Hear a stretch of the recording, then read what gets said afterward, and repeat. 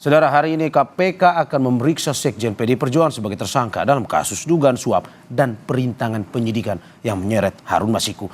Hasto mengaku sudah mempelajari hak-hak apa saja yang ia siapkan sebagai tersangka. Sementara KPK soal kemungkinan langsung menahan Hasto, potensi penahanan tergantung alat bukti yang dinyatakan lengkap. Lalu apa saja yang sudah disiapkan Hasto menghadapi pemeriksaan hari ini dan apakah benar kasus ini sebenarnya sudah membidik Hasto sejak 2020.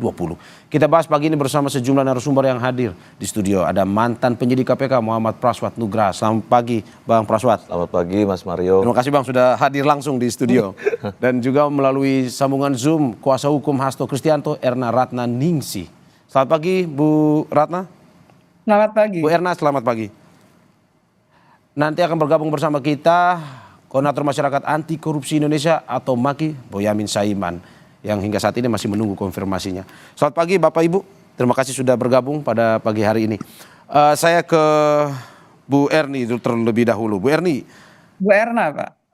Bu Erna, minta maaf. Hingga saat ini, kemarin Hasto Kristianto mengatakan bahwa ya sebagai warga yang taat hukum saya akan hadir dalam pemeriksaan kali ini. Apakah konfirmasi hari ini Hasto Kristianto akan hadir, Bu? Seperti yang disampaikan oleh Bapak Hasto, klien kami, bahwa hari ini beliau akan hadir untuk memenuhi panggilan dari KPK.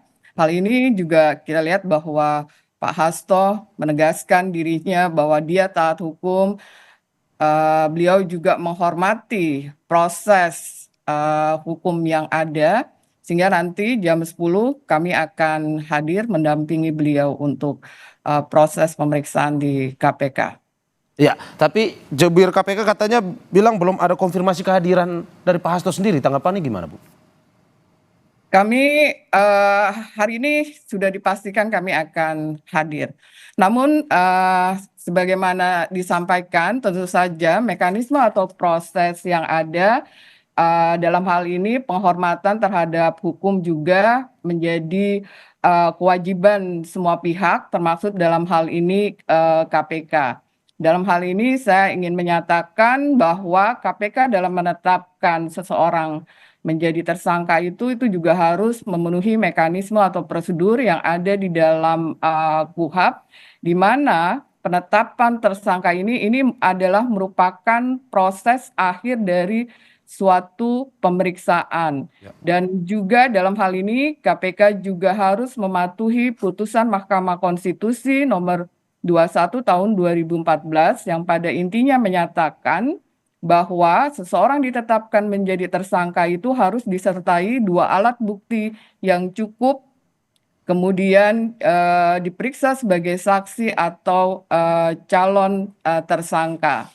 Juga saya ingin menggarisbawahi di sini bahwa Undang-Undang KPK juga secara tegas menyatakan bahwa KPK dalam hal ini adalah lembaga negara di dalam rumpun kekuasaan eksekutif. Sehingga dalam hal ini ketika melakukan mekanisme atau tindakan-tindakan hukum sesuai dengan tugas, fungsi, dan kewenangannya, maka harus sesuai dengan mekanisme atau prosedur yang ada khususnya di dalam KUHP, meskipun dalam hal ini KPK memiliki kekhususan tersendiri. Oke, Bu, konfirmasi ulang kapan waktu tepatnya nanti Pak Hasto bersama Bu Erna dan juga kuasa hukum lainnya akan berdasarkan panggilan kedua ya, maka klien kami Mas Hasto akan datang dijadwalkan jam 10 pagi ini. Jam 10 pagi ini ya. Oke, sebelum saya ke Mas Praswat, kita menyapa dulu Mas Boyamin Saiman yang baru saja bergabung. Mas Boyamin, terima kasih sudah bergabung di Kompas TV pagi ini. Terima kasih. Ya. Makasih, lanjut dulu. Oke, Bung Praswat, ini panggilan kedua pada akhirnya Pak Hasto akhirnya bergabung dengan mengikuti pemeriksaan di KPK. Ya. Bagaimana Anda melihat kasus ini? Sejak tahun 2020 loh Mas. Saat itu Anda masih menjadi penyidik senior di KPK. Ya, saya pikir ini kan sudah berlangsung selama 5 tahun, Mas Mario, itu dulu. Jadi kita semua termasuk internal KPK maupun mungkin masyarakat ya secara luas bersyukur juga setidak-tidaknya KPK sudah melakukan progres. Ini adalah memecah kebuntuan yang sudah ditunggu bersama-sama. Harun Masiku ini kasusnya seperti kayak tidak ada akhirnya, kan muter-muter dan pasang surut sepertinya. Jadi banyaklah tuduhan-tuduhan dari masyarakat mungkin ya, karena saking lamanya dan sudah 5 tahun, jadi terpecahlah. Ada yang menyatakan ini adalah politis, ada yang menyatakan ini murni penegakan hukum. Tapi saya pikir terlepas dari segala opini yang berkembang di masyarakat, hari ini kan sudah dilihat ada progres yang signifikan. Ada penambahan tersangka, 2 orang tersangka, ada sprindik juga, ada 2 sprindik untuk Pak Hasto juga ya. Jadi terus mulai lagi ada penetapan tersangka, terus ada penggeledahan kemarin, terus nah ini yang kita tunggu-tunggu sebenarnya kan dari KPK selama 5 tahun, dan sudah lama juga Indonesia udah menunggu seperti apa sih penyelesaian kasus Harun Masiku ini. Mudah-mudahan secepatnya sesuai dengan prinsip harus ada peradilan yang cepat, yang efisien, yang efektif, dan ini juga menjaga hak asasi manusia dari para tersangka maupun para saksi yang nggak boleh diberlakukan secara berlarut-larut. Jadi Oke, kalau misalkan ini 5 tahun tadi Anda bilang akhirnya ditunggu. Ini pemanggilannya akan seperti apa di dalamnya? Apakah mungkin akan BAP ulang atau bagaimana sebenarnya? saya pikir beberapa kali sudah Pak Hasto diperiksa sebagai saksi ya. Dan hari ini dia akan diperiksa pertama kali untuk jadi tersangka. Biasanya kalau kita Setelah penetapan tersangka itu ya? Biasanya kita akan menanyakan secara ulang ya. Biodata, terus keadaan sehat atau tidak sehat, lalu keterangan-keterangan yang pernah diberikan oleh Pak Hasto sebelumnya, dibalik BAP-nya dari BAPK pada saat penyelidikan, atau misalnya dari BAP saksi pada saat pemeriksaan penyidikannya sprindiknya Pak Harun Masiku. Itu ke BAP tersangka hari ini, insya Allah yang akan dilaksanakan jam 10 pagi ini ya, Mas Mario. Jadi penyidik akan menuangkan semua keterangan sebelumnya Pak Hasto yang sudah didapatkan oleh KPK karena sudah beberapa kali diperiksa baik sebagai saksi. Nah hari ini keterangan-keterangan beliau yang sebagai saksi itu akan dituangkan di dalam BAP beliau sebagai tersangka. Nah itu. Jadi hari ini mungkin saya pikir pertanyaan-pertanyaannya lebih ke apakah keadaan sehat dan lain-lain, lalu kemudian semua keterangan-keterangannya dikonfirmasi ulang. Apakah ada perubahan keterangan? Pendalaman terkait kasus? Pasti. Apakah ada keterangan tambahan? Kemudian ada bukti-bukti tambahan yang didapatkan oleh penyidik sesuai dengan Labangdik misalnya tanggal 18 Desember. Lalu ditanyakan ulang, lalu kemudian ada alat bukti kemarin yang ditemukan juga ya di penggeledahan di penggeledahan, lalu akan ditanyakan ulang karena alat bukti ini harus dibunyikan, Mas Mario. Jadi harus dibunyikan oleh baik saksi maupun tersangka. Jadi kalau kita punya alat bukti dia tidak bisa berdiri sendiri, dia harus dinyatakan. Misalnya ada alat bukti elektronik, ada USB, atau ada catatan, ada flash disk, ada misalnya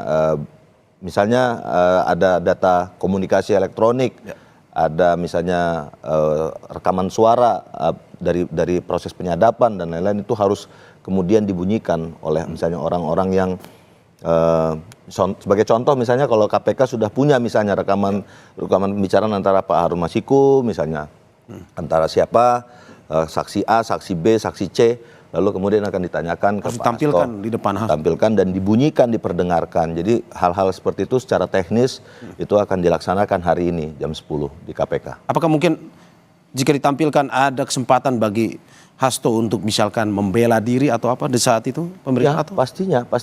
Pastinya penyidik akan mendengarkan semua keterangan Pak Hasto dan tentu saja asas praduga tak bersalah tetap dijunjung tinggi, Mas. Jadi tidak boleh kita kemudian menjudge atau menghakimi Pak Hasto sebelum di muka pengadilan. Jadi semua keterangannya akan dicatat, dituangkan di dalam BAP. Dan hari ini juga ingat juga Pak Hasto sebagai tersangka itu berhak didampingi oleh penasihat hukum. Jadi secara objektif KPK tidak berdiri tidak sendirian nih. Jadi tidak hanya ada Pak Hasto dan dan penyidik KPK yang ada di dalam ruang pemeriksaan nantinya, tapi juga itu ditemani akan ada kuasa hukum. Jadi jika ada prosedur-prosedur atau ada mekanisme-mekanisme yang dilanggar oleh KPK, itu kuasa hukum itu bisa langsung melakukan protes atau counter atau mengcounter. Oke, saya ke Bu Erna. Bu Erna, ini terkait dengan pernyataan Direktur Penyidikan KPK Asep Guntur Ayu menyebut potensi penahanan Hasto itu bisa terjadi bila alat bukti sudah dinyatakan lengkap. Bagaimana jika ada kemungkinan penahanan, Bu Erna?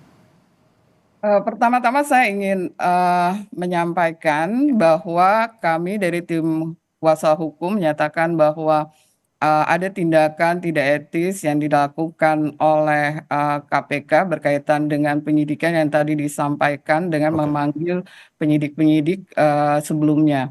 Kemudian yang kedua yang ingin saya sampaikan berdasarkan tadi pembicara sebelumnya adalah bahwa kita harus membedakan penetapan tersangka Pak Hasto sebagai di dalam proses suap ini dengan perkara yang sebelumnya. Karena sebagaimana kita ketahui bersama bahwa telah ada putusan yang berkekuatan hukum tetap di mana dalam hal ini Wahyu Setiawan dan juga Tio ini sudah dinyatakan bersalah. Kemudian juga Saiful ini juga sudah proses hukumnya itu sudah selesai. Dan dalam hal ini tidak boleh ketika kita melihat bahwa surat perintah dimulainya penyidikan itu tertanggal 24 Desember. Jadi tidak boleh atau tidak dibenarkan di dalam mekanisme atau proses di KUHP itu bukti-bukti yang ada yang tadi disampaikan keterangan sebagai saksi Mas Hasto itu sudah selesai dengan berakhirnya putusan dari pengadilan yang sudah berkekuatan hukum tetap. Jadi dalam hal ini udah inkrah. Kemudian yang kedua adalah bahwa penetapan tersangka ini pada tanggal 24 Desember dan itu tidak didahului atau pengumpulan barang bukti dan juga saksi-saksi ini belum selesai. Padahal mekanisme atau proses penetapan seseorang sebagai tersangka ini adalah proses akhir. Kita juga ketahui bersama bahwa beberapa waktu lalu setelah penetapan Mas Hasto sebagai tersangka itu kemudian diperiksa Wahyu, diperiksa juga Tio dan juga diperiksa saksi-saksi yang lainnya. Dan ini menurut saya tidak fair. Karena apa? Karena mereka sudah menjalani proses hukuman. Mereka tidak bisa untuk diproses hukum untuk kedua kalinya.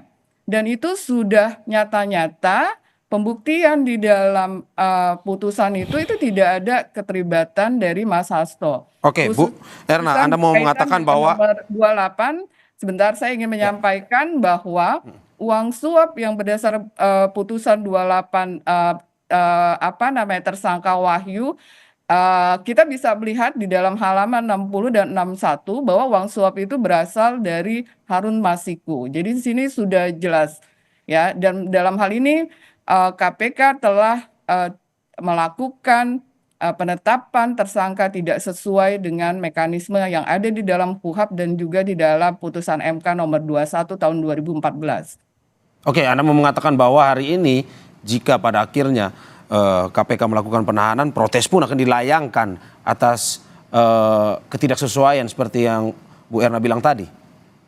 Ya, saya melihat bahwa berkaitan dengan penahanan tentu saja itu adalah merupakan kewenangan dari KPK. Tapi kita harus menggarisbawahi ada pedoman, ada aturan yang harus dipatuhi oleh KPK. Sebagaimana tadi saya sampaikan bahwa KPK dalam hal ini dia juga tunduk pada Undang-Undang Administrasi Pemerintahan yang di dalamnya ketika dia melakukan tindakan-tindakan dalam melaksanakan tugas, fungsi, dan kewenangannya, maka dia harus sesuai dengan KUHP dan juga harus sesuai dengan ajas-ajas umum pemerintahan yang baik. Berkaitan dengan pertanyaan penetapan sebagai tersangka, di dalam pasal 21 KUHP itu ada kriteria-kriteria yang harus dipatuhi oleh penyidik, di mana syarat subjektif dari penahanan itu adalah takut kalau tersangka ini melarikan diri, tersangka ini menghilangkan barang bukti, dan juga ada kekhawatiran bahwa dalam hal ini tersangka akan melakukan atau mengulangi tindak pidananya. Saya melihat bahwa ketiga hal tersebut itu tidak ada di dalam diri klien kami. Karena apa? Karena klien kami sebagaimana disampaikan di awal bahwa mematuhi proses hukum yang ada. Dalam perkara sebelumnya yang sudah inkrah, klien kami juga selalu hadir dalam pemeriksaan dan juga di dalam proses persidangan.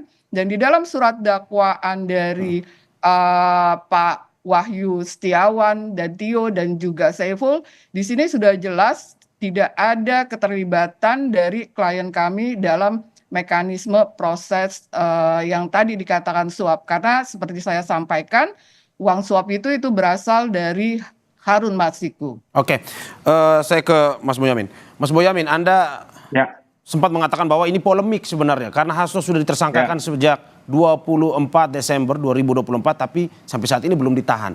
Anda melihat ini sebuah langkah yang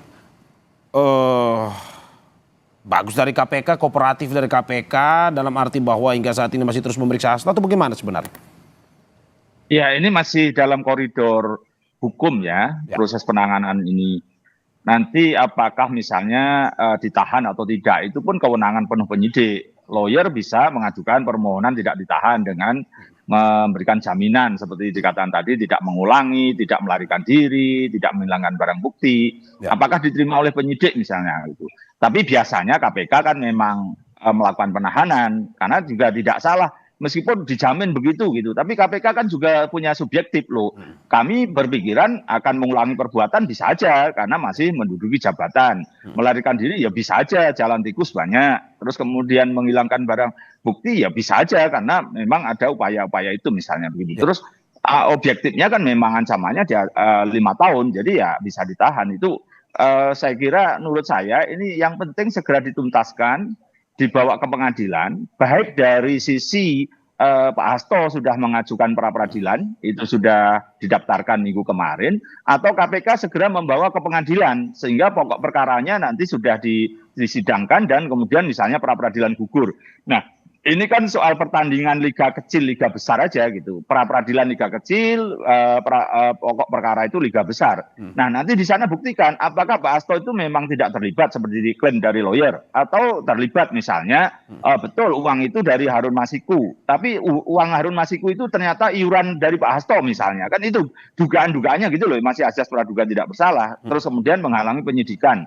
Menghalangi penyidikan bukan urusan terhadap perkaranya Pak Hasto, tapi terhadap urusan perkaranya Harun Masiku. Jadi ini kan ada kritik misalnya menghalangi penyidikan itu tidak boleh terhadap dirinya itu. Oh iya betul, bisa jadi KPK kan berdalih ini terhadap perkaranya Harun Masiku, dugaan memerintah menenggelamkan handphone, dugaan memerintah untuk melarikan diri misalnya. Nah ini semua akan terkonfirmasi di pengadilan dengan segala argumennya dan saya lebih senang ini memang sebenarnya dibawa ke pengadilan pokok perkara sehingga semua hal bisa dibuka, semua hal bisa saling berargumen dan nanti apakah klaim itu sudah pada posisi tepat masing-masing pihak. Misalnya tadi Pak Hasto tidak terlibat misalnya sudah ada putusan Wahyu sama Tio atau Saiful Bahri misalnya. Tapi bisa jadi ini kan pengembangan perkara misalnya penyertaan. Nah, itu kan bisa aja memang kemudian ada pihak-pihak lain seperti biasa dulu KPK itu misalnya memakan bubur panas dari pinggir gitu kan menyasar ke Pak Hasto. Sejak awal katanya Novel Baswedan menyatakan itu sebenarnya sudah ada usulan sejak tahun 2020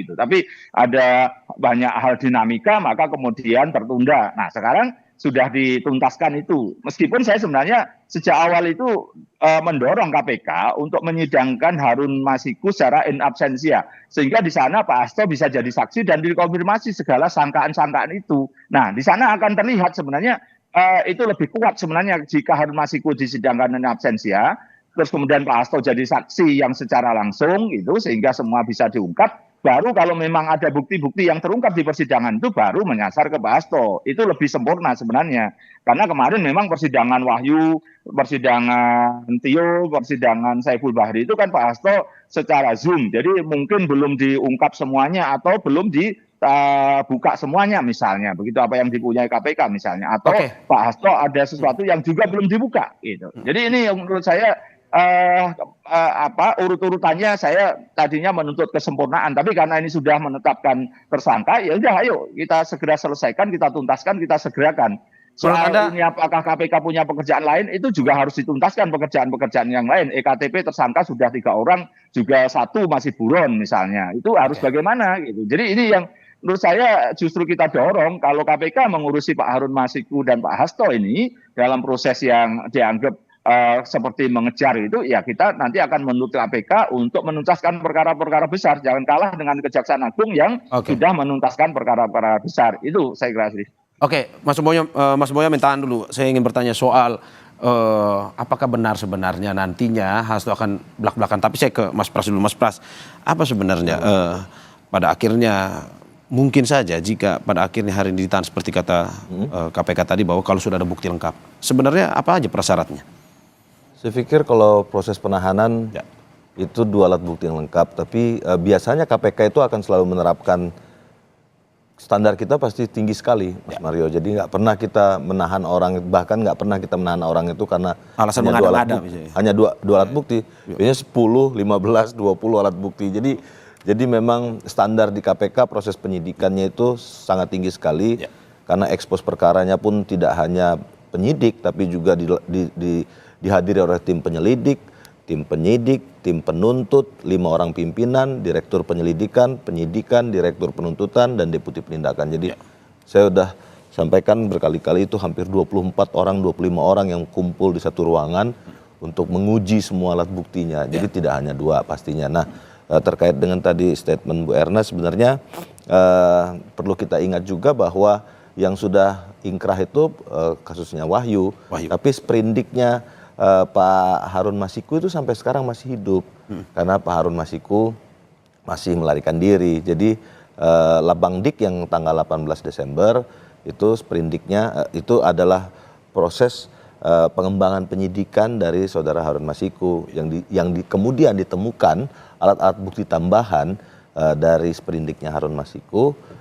Lalu muncullah sprindiknya Pak Hasto. Berarti masih terus bisa ada perkembangan ya terkait dengan kasus ya, karena belum ada yang selesai. Betul, kalau misalnya dia sudah inkrah itu sudah selesai. Tapi Pak Harun Masiku sprindiknya masih hidup. Sayangnya dia masih sampai sekarang masih melarikan diri. Jadi sprindik itu masih terus hidup, dan proses tim DPO juga, karena saya pernah juga bergabung di tim pengejarannya Pak Harun Masiku, itu juga masih berjalan sampai sekarang. Jadi semuanya masih hidup sebenarnya, belum selesai. Kecuali Pak Wahyu ya, Pak Wahyu memang sprindiknya sudah selesai karena sudah diajukan ke muka pengadilan dan sudah diputus inkrah.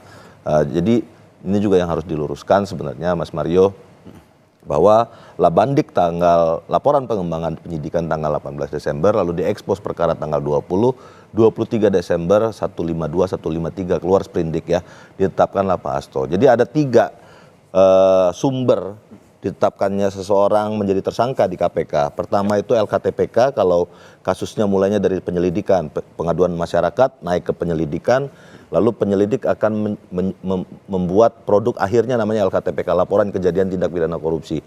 Nah, yang kedua sudah masuk di proses penyelidikan, lalu penyidik menemukan alat bukti tambahan yang terkait dengan orang lain, maka dibuatlah laporan perkembangan penyidikan.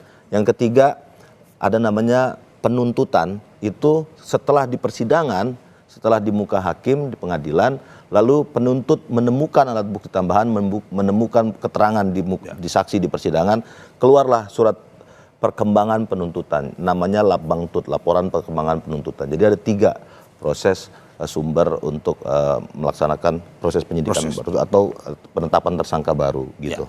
Oke. Mas Mario. Oke, saya ke Bu Erna. Bu Erna, ini menarik karena setelah penetapan tersangka, Pak Hasto juga dengan politisi PDIP lainnya akan mengatakan bahwa ya kita harus belak-belakan juga, ini membuka juga apapun yang terjadi selama ini. Tetapi sebelum saya kasih Bu Erna untuk menjawab, kita saksikan usai jeda berikut.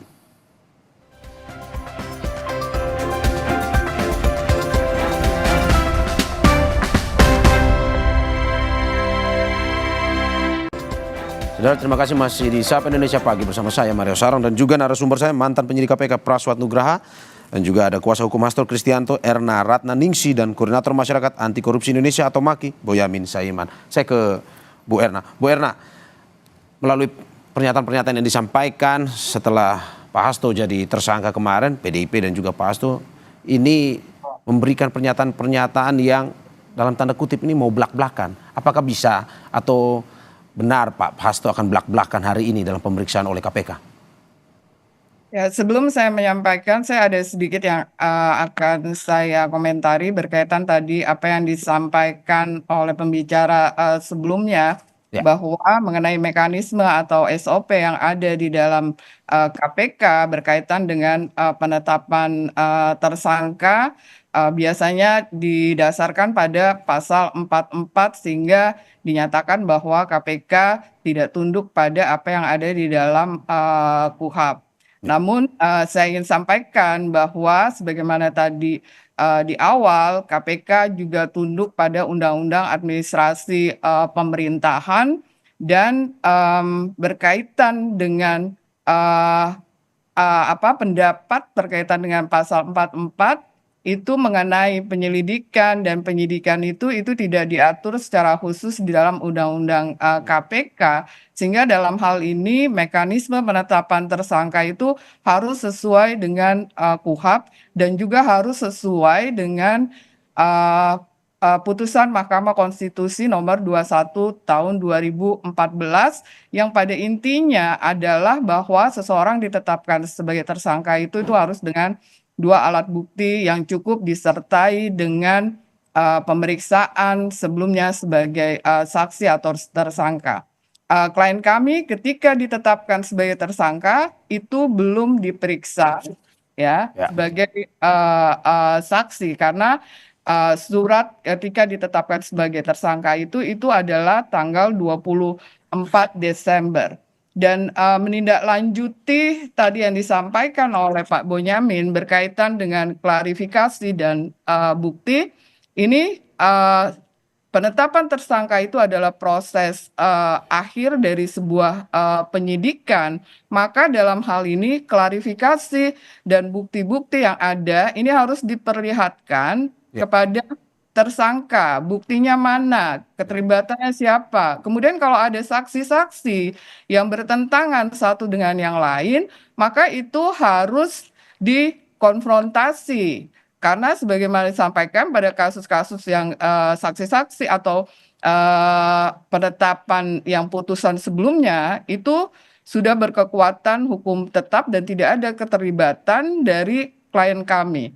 Nah, kaitannya dengan tadi belak-belakan, tentu saja kami meminta kepada penyidik tentu saja klien kami ini diberikan hak untuk self defense, pembelaan dirinya dan juga penghormatan terhadap HAM sehingga apa yang dilakukan itu adalah harus sesuai dengan mekanisme atau prosedur yang ditentukan di dalam KUHP dan juga putusan Mahkamah Konstitusi nomor 21 tahun 2014.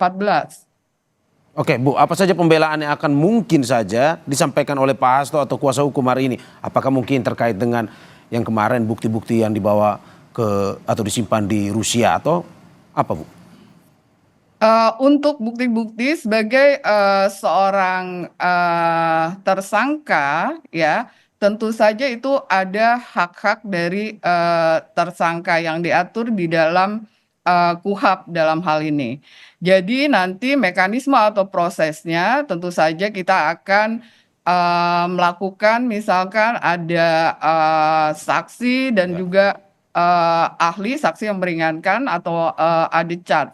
Tapi dalam hal ini yang ingin saya garis bawahi bahwa dalam mekanisme atau proses penetapan tersangka itu adalah pembelaan diri dari seorang tersangka itu harus dipenuhi oleh penyidik dan juga sebagai bagian dari penghormatan hak asasi manusia, termasuk di dalamnya ketika memberikan keterangan sebagai tersangka, hak-hak tersangka salah satunya adalah dia tidak boleh dilakukan dengan cara-cara misalkan melakukan intimidasi, tapi dia harus free apa namanya, memberikan keterangan secara bebas. Ya. Oke, saya ke Mas Boyamin. Mas Boyamin, Anda sempat bilang bahwa jangan gertak sambal. Kalau memang punya bukti, ya silahkan disampaikan. Apakah menurut Anda hari ini bisa belak-belakan, Pak Hasto? Justru saya berharap begitu. Justru rangkaian itu kan boleh diterangkan apapun. Dalam berita acara pemeriksaan itu kan ada yang ditambahkan, ada. Saya pernah kok diperiksa di kepolisian Polres Jakarta Selatan itu atas laporan pencemaran nama baik sebuah proyek Bank Dunia di Jambi itu. Justru penjelasan itu saya lebih panjang. Pemeriksaan itu sampai jam 1, tapi tambahan yang menyangkut proyek tersebut dan seluruh data yang terkait itu saya berikan sampai maghrib gitu. Dan itu boleh-boleh saja gitu sebenarnya. Relevansinya apakah ada atau tidak ada, menurut saya ada, karena ini rangkaian, misalnya kegiatan ini rangkaian proyek ini yang lain apa seperti apa, sehingga menjelaskan bentuk proyek oleh Bank Dunia itu seperti apa misalnya gitu. Jadi saya berharap Pak Hasto buka-bukaan ini apa yang ada yang disampaikan termasuk di Pak Bukoni misalnya dibuka aja di dalam BAP itu keseluruhan boleh kok. Jadi menurut saya malah itu saya tunggu betul sehingga nanti kalau ada hal-hal yang berkaitan dengan kasus yang lain yang sedang ditangani KPK itu kan bisa saya jadikan bahan untuk gugat pra peradilan, misalnya dugaan-dugaan korupsi yang pernah saya laporkan ada beberapa misalnya begitu. Nah, saya berharap itu ada penambahan dari Pak Hasto itu. Saya menunggu karena levelnya katanya bom nuklir. Kalau enggak itu Watergate itu. Kalau Watergate mungkin masyarakat sekarang, anak-anak muda sekarang kurang paham lah. Tapi kita paham. Itu kan skandal di Amerika, Presiden Nixon yang diduga menyadap lawan politiknya dan terbongkar oleh wartawan. Jadi ini menurut saya sesuatu yang saya tunggu-tunggu bahkan begitu. Karena dengan demikian ini pemberantasan korupsi makin bagus dan saya memahami Pak Hasto itu kan 10 tahun ada di kekuasaan. Jadi menurut saya itu bukan gertak sambal aja sebenarnya, tapi tolong dibuka sekarang gitu. Jadi ini bisa simultan dan itu adalah bagian dari sumbangan Pak Hasto dalam rangka juga menyumbang negara untuk memberantas korupsi gitu. Jadi apa yang beliau tahu dibuka aja dan itu videonya juga dibuka aja dan kalau toh itu misalnya ada yang menyangkut seseorang ya diinisial supaya tidak pencemaran nama baik, tapi saya paham sehingga saya akan mengolahnya. Justru saya menunggu dengan berdebar-debar sebenarnya apa yang mau dibuka Pak Hasto ini. Makasih. Oke, menunggu dengan berdebar-debar. Tetapi kalau Anda melihat Mas Boyamin, sebenarnya bahwa apakah selama ini kan ada dari PDIP sendiri mengatakan bahwa ini politisasi sebenarnya dari KPK sendiri. Kalau Anda melihat apakah betul lebih berat syarat politisnya atau tidak sebenarnya?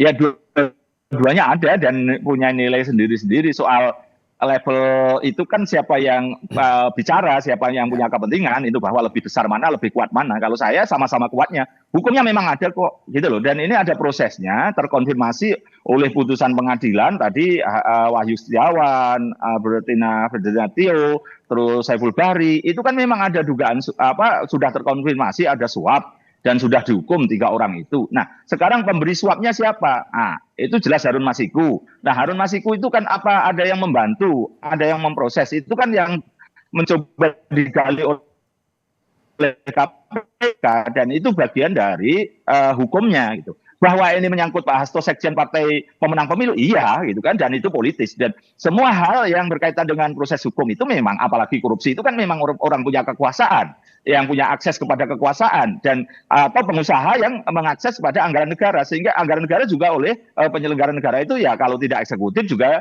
legislatif bahkan yudikatif dulu Mahkamah Konstitusi ada yang menerima suap. Nah itu memang bagian dari proses yang pasti KPK akan banyak tuduhan untuk ini bahwa politis. Tapi Tapi saya yakin KPK juga akan tetap menjalankan koridornya sesuai koridornya, dan kita tunggu bahwa proses ini nanti yang akan membuktikan persidangan pokok perkara itu. Justru saya ingin mendorong penuh nanti disidangkan pokok perkara, tidak ada penundaan-penundaan lagi kayak kasusnya Pak Firly di Polda sudah setahun ini tidak kelar-kelar juga gitu, dan atau perkara-perkara lain yang saya harus mengajukan gugatan-gugatan pra peradilan karena mangkrak 4 tahun 5 tahun, bahkan ada yang dikabulkan tapi juga belum jalan lagi. Nah, ini saya berharap KPK dalam masa periode kepemimpinan yang sekarang itu tidak lagi menunda-nunda penuntasan perkara, segera dibawa ke pengadilan dan dilakukan proses di sanalah verifikasi oleh semuanya, klarifikasi semuanya, autorisasi oleh semuanya, ada penegak hukum semuanya, ada pengacara, ada jaksa, ada hakim. Justru itulah yang saya tunggu. Justru nanti mudah-mudahan di kepemimpinan yang sekarang itu kita dorong tidak ada lagi perkara mangkrak. Entry point-nya dari perkara Pak Hasto ini. Jadi inilah ya, hukum memang dijalankan dengan politik, politiklah yang menjalankan hukum. Jadi kalau kemudian ada singgungan-singgungan politik, itu suatu yang wajar dan bahkan levelnya lebih tinggi. Saya menyatakan hukumnya halal, itu halal. Oke, saya ke Mas Pras. Mas Pras, ini belak-belakan katanya hari ini. Tapi apa sebenarnya yang mungkin saja bisa meringankan? Arti kalau misalkan Pak Hasto punya bukti, kuasa hukum punya temuan baru yang bisa mungkin saja disampaikan pada hari pemeriksaan ini yang bisa meringankan juga kasusnya ini. Bisa saja, kalau saya juga dari awal sudah sampaikan ke teman-teman, ya kali-kali kita di panel sama teman-teman dari PDIP, itu jika kemudian Pak Hasto memiliki alat bukti yang cukup dan material, itu bisa mengajukan status sebagai justice kolaborator, which is itu 2/3 akan dikurangi ya hukumannya nanti kalau masuk ke pengadilan tipikor. Nah ini juga penting banget dan dilindungi oleh undang-undang maupun ada PP-nya bahkan. Untuk partisipasi publik dalam pemberantasan korupsi, ada peraturan pemerintahnya, bahkan ada rewardnya untuk kasus suap itu 10 juta, untuk kasus kerugian keuangan negara itu 100 juta. Jadi negara bahkan memberikan reward ke masyarakat, jadi tidak hanya Pak Hasto, tapi juga seluruh masyarakat luas, itu sangat ditunggu sekali alat bukti tambahan ataupun laporan perkara baru, tidak ada masalah ke KPK. Jadi ini kan harapan kita semua justru malah kalau misalnya Pak Hasto hari ini misalnya menyampaikan alat bukti baru atau menyampaikan ada tokoh-tokoh lain yang di atas, yang lebih berkuasa atau lebih di atasnya lagi, yang sebenarnya ada yang memainkan ini sebagai intelektual dader misalnya, ada yang mengkontrol semua berlangsungnya perkara ini. Nah ini sebenarnya ditunggu-tunggu sekali sama KPK.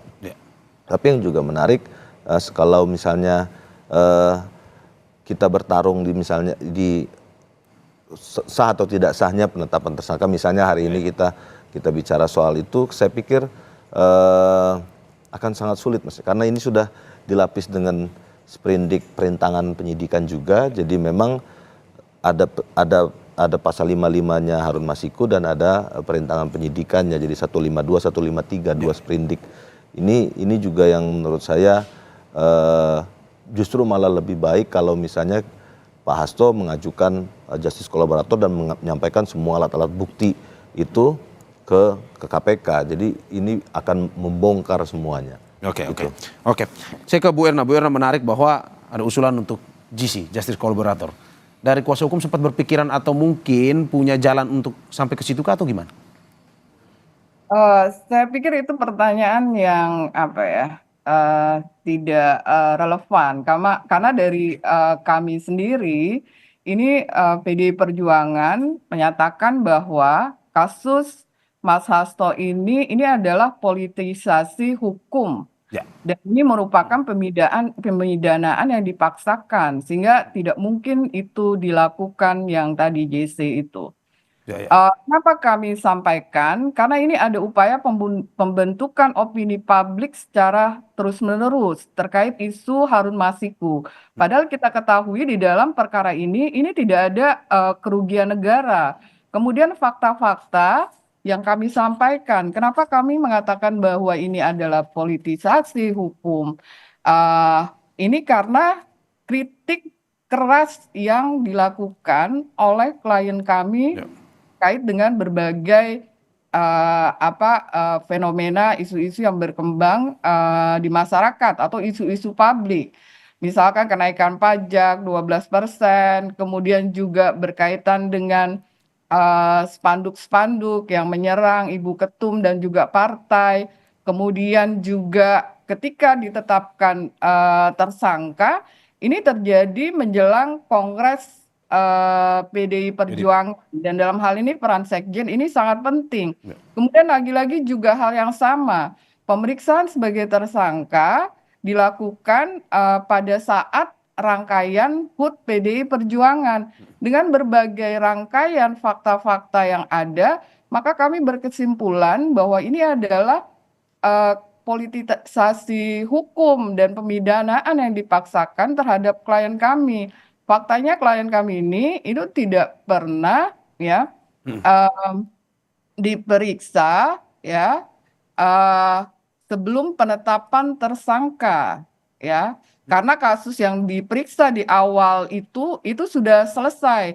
Jadi dalam mekanisme atau proses di pengadilan ketika perkara itu selesai, maka bukti-buktinya itu akan dikembalikan ya kepada si terdakwa. Ya, jadi itu harus dimulai lagi dari SPDP yang baru, sprindik yang baru, ya. Jadi tidak boleh perkara yang lama. Dan ini juga saya garis bawahi adalah juga penghormatan ya atau perlindungan terhadap seseorang yang sudah dinyatakan ya bersalah, kemudian sudah selesai. Dia nggak boleh diadili untuk kedua kalinya. Dan itu merupakan pelanggaran HAM. Karena apa? Karena mungkin ketika pada pemeriksaan proses perkara sebelumnya itu tidak ada keterlibatan dari klien kami. Kalau tiba-tiba nanti keterangannya itu berbeda, maka dia bisa dikenakan keterangan palsu dan dia dikenakan tindak pidana lagi. Itu tidak fair karena dia sebenarnya sudah selesai menjalani proses hukumannya. Oke, berarti kalau tidak ada justice collaborator semuanya memang pada akhirnya untuk menggugurkan tersangka lewat pra-peradilan itu ya Bu ya? Ya, pra-peradilan kami akan siap pra-peradilan akan dilaksanakan pada hari Selasa tanggal 21 Januari di Pengadilan Negeri Jakarta Selatan. Oke, saya terakhir ke Mas Boyamin. Mas Boyamin melihat ini terkait dengan status tersangkanya Pak Hasto. Saat ini mereka juga mengajukan pra-peradilan. Menurut Anda seberapa kuat pada akhirnya, ini siapa dari pengamatan Anda yang akan memenangkan peradilan? Hasto ya, kalau saya ataukah KPK? Melihatnya ini sebagai upaya yang ya ini sarana yang memang diberikan oleh hukum untuk menguji apakah penetapan tersangka sah atau tidak sah. Itu memang pra-peradilan, tapi nampaknya KPK bisa jadi akan cepat menangani perkara ini dan dibawa ke pengadilan sehingga perkaranya gugur, itu pra-peradilannya. Bisa aja begitu, tapi bisa aja KPK menunggu sampai pra-peradilan selesai karena memang masih cukup waktunya. Gitu. Jadi ini kalau misalnya hari ini itu waktunya masih 2 bulan dan masih cukup juga gitu untuk menunggu pra-peradilan selesai. Jadi saya kira semua masing-masing bisa menggunakan sarananya, menggunakan jalur yang diberikan oleh hukum, oleh KUHAP kita, bahwa memang sekarang penetapan tersangka bisa diuji melalui pra-peradilan. Jadi ini saya kira suatu langkah yang akan juga dibuka apa yang diklaim Bu Erna tadi, misalnya tentang saksi yang berubah pikiran gitu. Tapi seingat saya Saiful Bahri itu waktu pertama kali malah doorstop oleh wartawan setelah OTT itu mengatakan memang uangnya dari Pak Hasto. Nah itu yang mana? Justru ini kan proses-proses yang akan ditindaklanjuti secara gamblang. Tapi bisa jadi malah kalau dulu ada yang ditutup-tutupi malah bisa jadi malah kena sumpah palsu misalnya kan begitu. Jadi ini semua bisa kena konsekuensi hukum. Bisa jadi KPK mengatakan akan mengurus Maria Lestari misalnya begitu. Apakah ada dugaan suap? Nah, bisa jadi kalau suapnya kepada Wahyu Setiawan apakah akan diproses lagi Wahyu Setiawan? Ini banyak yang masih akan berkelindan dari kasus-kasus ini. Jika dalam posisi ini KPK ingin menghadirkan keadilan semua yang terlibat di proses hukum. Nah, ini sebagai entry point karena KPK selama ini tidak pernah tuntas menangani perkara gitu. Perkara misalnya DPRD Madiun dulu itu tidak dituntaskan, DPRD Malang ada yang tuntaskan tapi kurang, misalnya Jambi juga begitu dituntaskan. Jadi banyak hal KTP juga belum tuntas sampai sekarang yang besar pun gitu. Jadi ini menurut saya KPK ketika ini tidak menuntaskan semuanya perkara ini dengan mentersangkakan Pak Hasto, kita tinggal menagih janji KPK harus tuntas semua dong gitu. Oke, kita tunggu terus perkembangan kasus ini dan pada hari ini kita akan saksikan nanti pemeriksaan Sekjen PDIP Hasto Kristianto oleh Komisi Pemberantasan Korupsi. Terima kasih para narasumber, mantan penyidik KPK Praswat Nugraha, terima kasih Mas. Iya, Mas Martin. Terima kasih kuasa hukum Hasto Kristianto, Bu Erna Ratna Ningsi. Terima kasih juga Koordinator Masyarakat Anti Korupsi Indonesia Tomaki, Bonyamin Saiman. Terima kasih, Mas. Terima kasih, sehat-sehat selalu.